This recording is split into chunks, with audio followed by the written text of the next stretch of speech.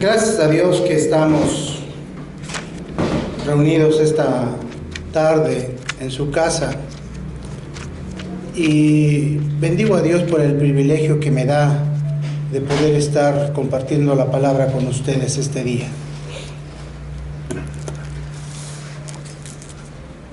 Hace poco celebrábamos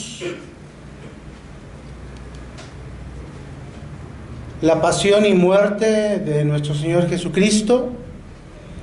Como iglesia tuvimos nuestro culto a recordar la última cena, la última noche que estuvo el Señor con sus discípulos.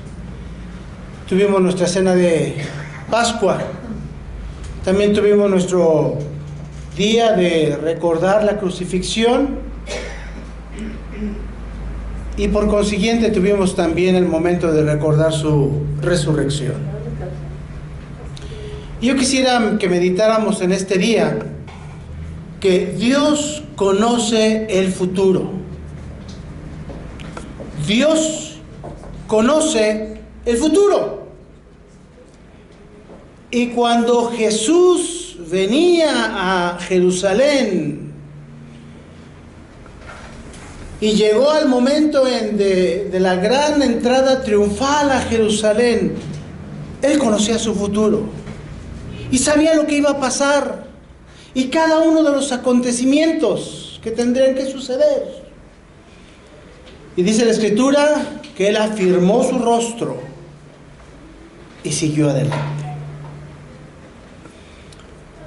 Hoy quisiera compartir con ustedes esta reflexión sobre que Dios conoce el futuro. Y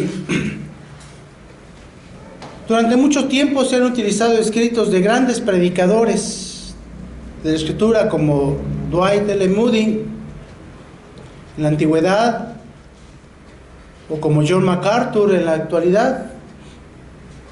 Y están bosquejos de sermones y están predicaciones. En esta ocasión me voy a permitir usar algunos apuntes del pastor Rafael Pola, que nos hacen meditar acerca de este elemento de que Dios conoce el futuro. Voy a rogar que abran sus Biblias en el Evangelio de Mateo 20, 17 al 19. Y este sermón lo predicó el pastor Rafael Pola hace más de 29, casi 30 años, y extraigo algunos fragmentos de su sermón para que nos dé luz sobre este elemento que vamos a ver esta mañana.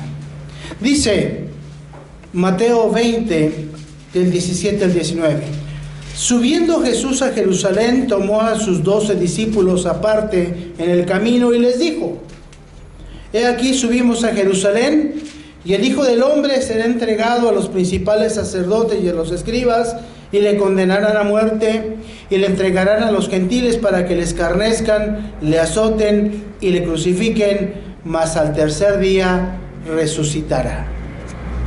Ahora vamos a Lucas 18 y vamos a leer este mismo episodio, pero como lo cuenta Lucas 18, que básicamente es lo mismo, pero añade un elemento muy interesante. Lucas 18, 31 al 34. Lucas 18, 31 al 34 dice: Tomando Jesús a los 12 les dijo: He aquí subimos a Jerusalén, y se cumplirán todas las cosas escritas por los profetas acerca del Hijo del Hombre. Pues será entregado a los gentiles, será escarnecido, afrentado y escupido. Y después de que le hayan azotado, le matarán, mas al tercer día resucitará. Pero ellos nada comprendieron de estas cosas, y esta palabra les era encubierta y no entendían lo que se les decía. Los evangelios sinópticos nos narran este mismo pasaje, y en solamente unos cuantos versículos podemos encontrar muchas cosas. La primera cosa interesante que tenemos que notar en el pasaje es que dice que iban rumbo a Jerusalén.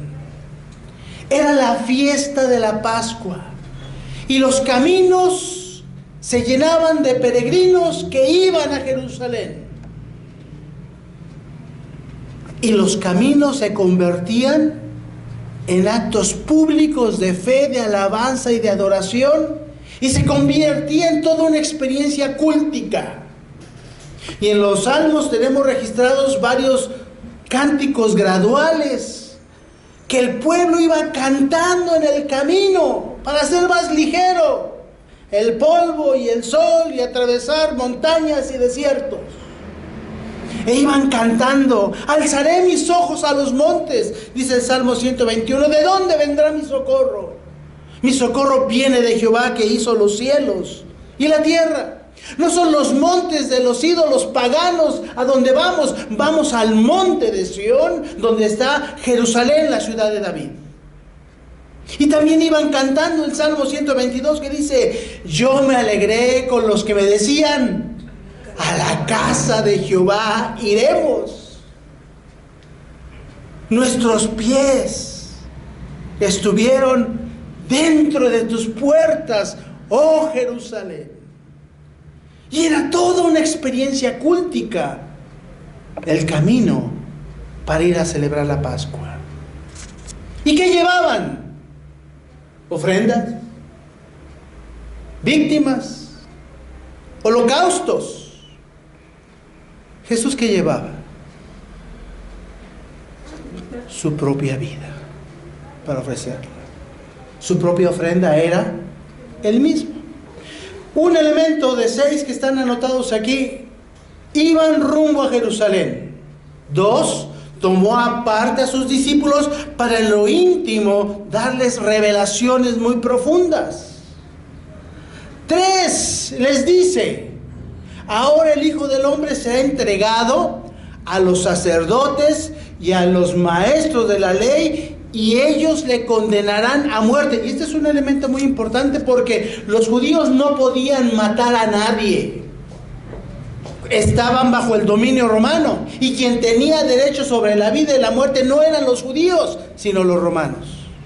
Y Jesús, que conoce el futuro, les dice: vamos a Jerusalén, pero allí el Hijo del Hombre será entregado a sacerdotes y escribas. Ellos le condenarán a muerte, pero ellos no lo matarán. Será entregado a los gentiles, a los romanos. Ellos lo escarnecerán, lo azotarán y lo crucificarán. Mas al tercer día resucitará. Pero Lucas añade: y es necesario que se cumplan todas las profecías que fueron dichos por los profetas acerca del Hijo del Hombre.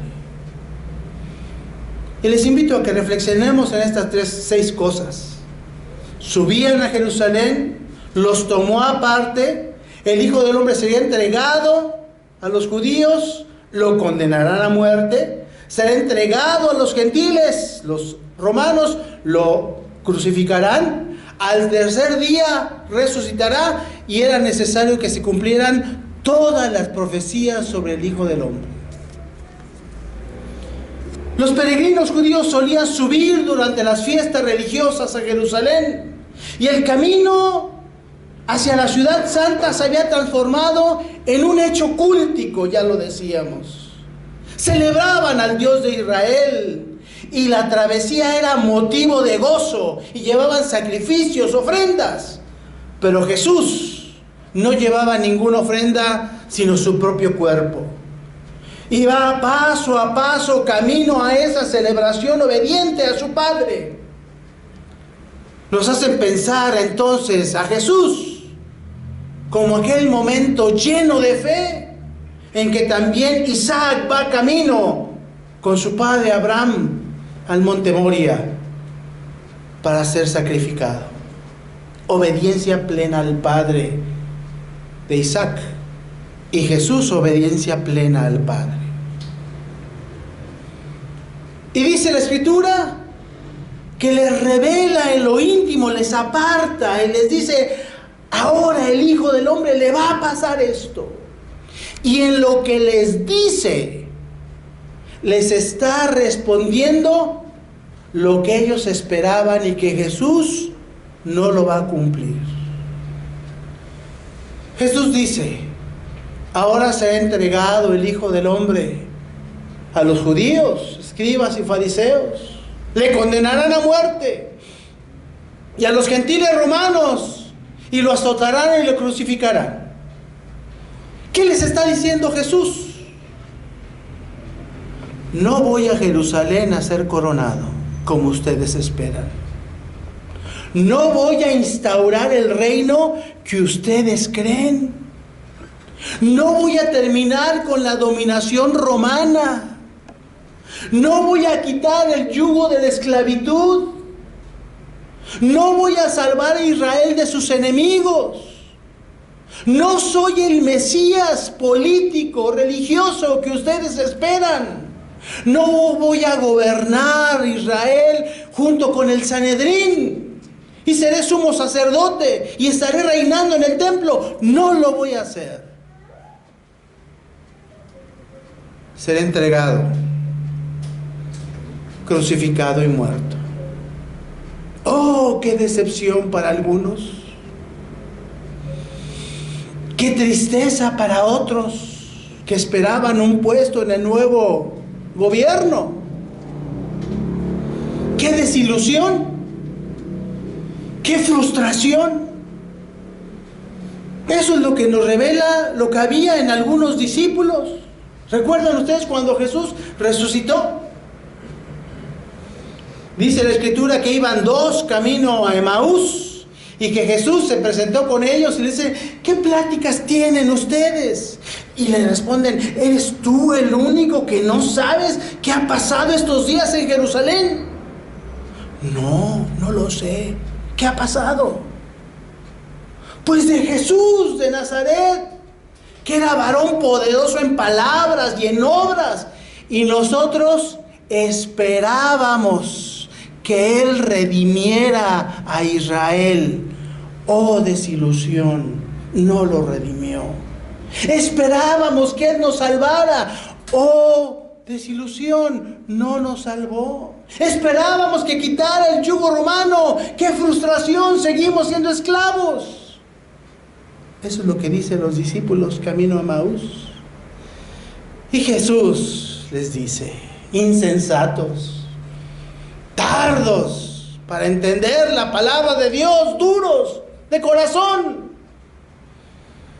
Era necesario que el Hijo del Hombre fuera entregado, azotado, muerto y que resucitara. Y dice la Escritura que, empezando por los salmos y los profetas y la ley, les mostró todo lo que debía de sufrir de Cristo. Jesús les dice a sus discípulos: voy a morir. Y se los dice en lo más íntimo, en lo más cercano, en lo más personal, donde se revelan las cosas que hay en lo profundo del corazón. En lo que les revela, les responde lo que no va a hacer, para que ellos sepan ahora qué es lo que viene más adelante en el reino del Señor.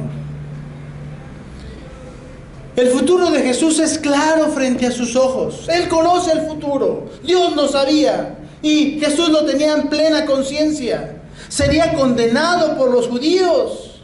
Tendría la pasión y la muerte en la cruz. Pero sabe que Él no estaría por siempre en el Seol, sino que el Señor lo levantaría de los muertos y tendría su propia resurrección. Jesús lo sabe y se lo revela a sus discípulos. Le entregarán, le condenarán, le crucificarán, morirá, le matarán, pero al tercer día resucitará. Se lo revela a los suyos en lo íntimo. Y entonces tenemos aquí que el Maestro les da una de las lecciones que le seguirán en el peregrinar de la fe de toda la vida de los discípulos. Es necesario que el Maestro muera, pero también es indispensable que el Señor resucite. Y Jesús por eso también le revela, es necesario que se cumplan todas las profecías acerca del Mesías. Y permítaseme ahorita, en 3 minutos, dar un resumen de lo que hemos estado viendo en la escuela dominical durante 3 años. ¿Qué escrituras se cumplieron de Jesús? Tengo aquí algunas. Estaba profetizado todo esto acerca del Mesías, nacido de la simiente de la mujer, nacido de una virgen, llamado Hijo de Dios, de la simiente de Abraham, hijo de Isaac, sería llamado hijo de Jacob, de la tribu de Judá, de la familia de Isaí, de la casa de David, profetizado que nacería en Belén, que sería homenajeado con regalos, salvado también de la matanza de Herodes. Se diría de su preexistencia que sería llamado Señor, que sería llamado Emmanuel, que sería llamado profeta, que sería llamado sacerdote, que sería llamado juez, que tendría también el título de rey. Estaba profetizado su celo por la casa de Dios y profetizado que sería ungido por el Espíritu Santo, precedido por un mensajero Juan, profetizado su ministerio en Galilea, su ministerio de milagros, que él sería maestro de parábolas, que entraría al templo, estaba profetizado también, que entraría a Jerusalén en un asno, que sería tropiezo para los judíos y que sería también tropiezo para los gentiles. Estaba profetizado su resurrección, su ascensión y que estaría sentado a la diestra de Dios. Todo eso lo hemos visto en estos 3 años. Y en los últimos meses, ¿qué hemos visto? 30 profecías, por lo menos, que se cumplieron en un solo día, en 24 horas.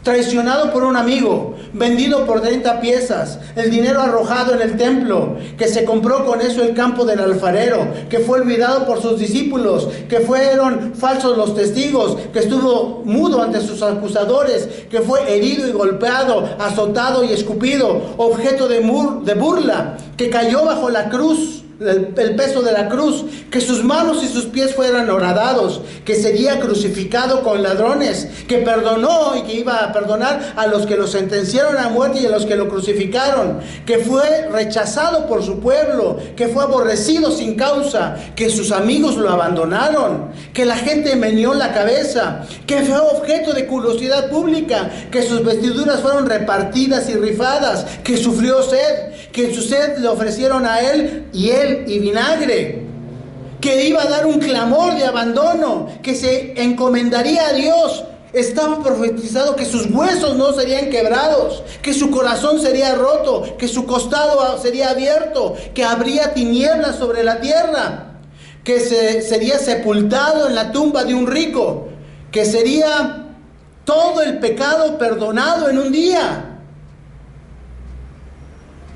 y que se revocaría el cetro de Judá. Eso todavía no lo vemos en la escuela dominical, lo veremos pronto.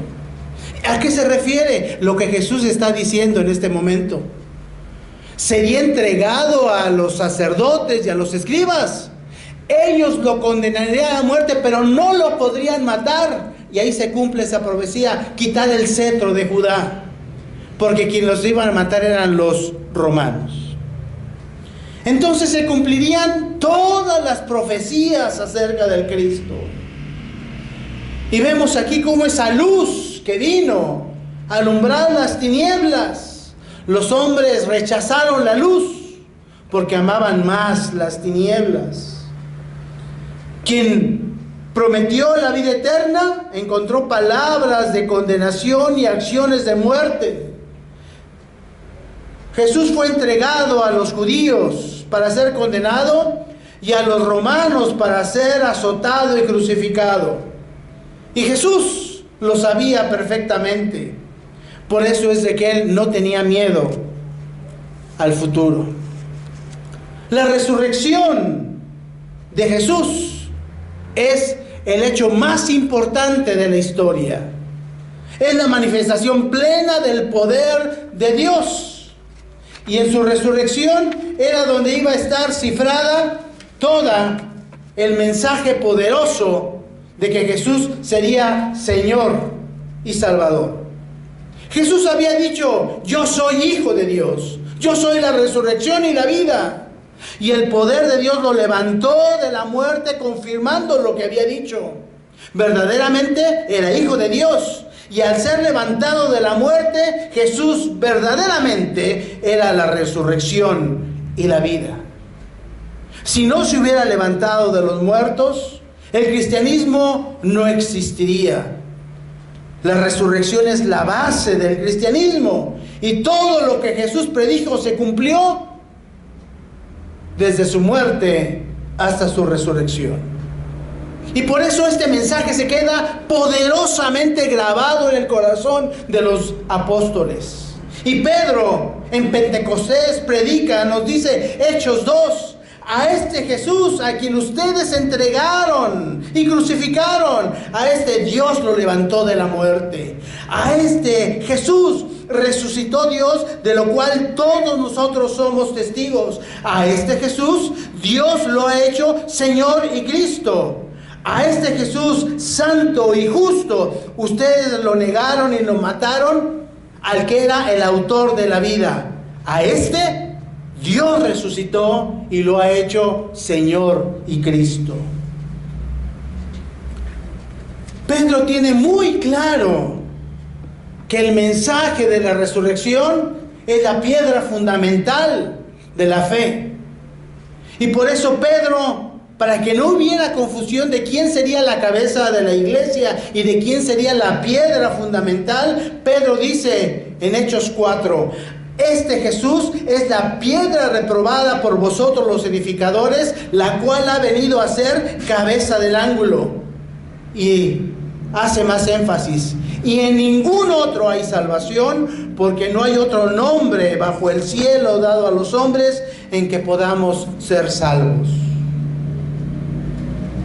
Pablo, unos 20 años después, cuando escribe a la iglesia de Corinto, dice: Cristo es poder de Dios, sabiduría de Dios.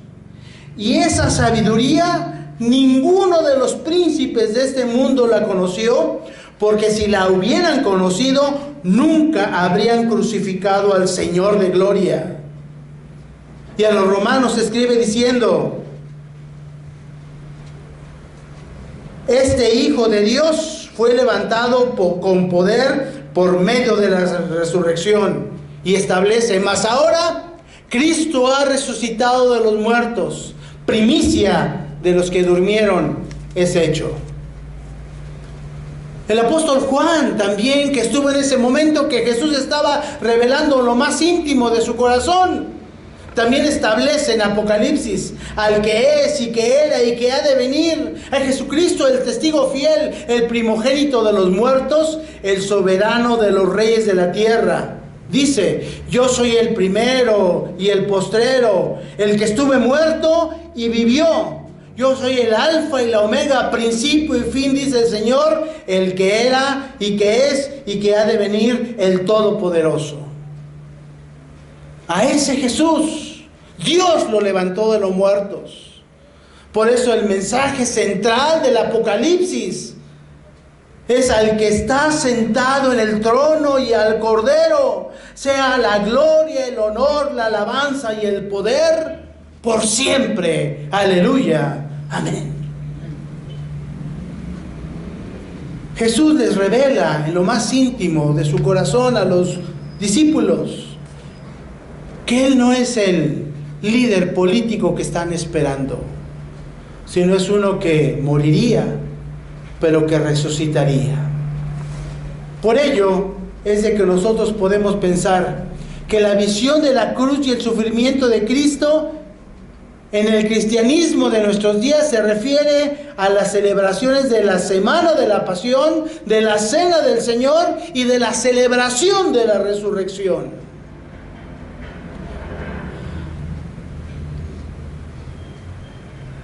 Jesús advirtió a sus discípulos sobre lo inevitable que era su sufrimiento y su muerte, pero también les anunció con poder la verdad de la resurrección.